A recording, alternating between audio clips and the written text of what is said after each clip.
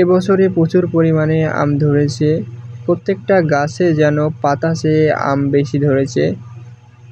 বাংলাদেশে 64 জেলার ভিতরে কয়েকটি জেলা আম চাষের জন্য বিখ্যাত, যেমন রাজশাহী এবং চাঁপাইনবাবগঞ্জ।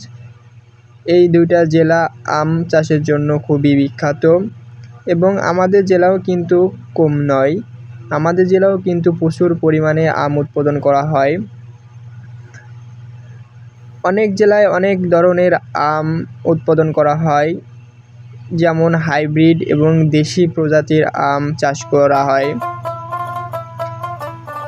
যেমন দেশি প্রজাতি আমের ভিতরে রয়েছে ন্যাংরা, ফজিলা, হিমসাগর, বোম্বাই এবং অনেক ধরনের জাত রয়েছে। তাছাড়াও হাইব্রিড চাষ করা হয় এখন।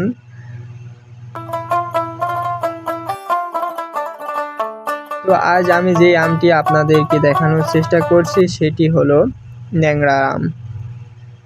আমি অবিশ্বাস্য হয়ে গেলাম, আম নাই, যেন একটা একটা লিচুর ঝোঁকা ঝুলছে। এত পরিমাণে আম এসেছে একটি গাছে। একটি বোঠায় সর্বনিম্ন 4টা, 5টা, 6টা করে আম ঝুলছে। আসলে ভিডিওটি দেখলেই বুঝতে পারবে।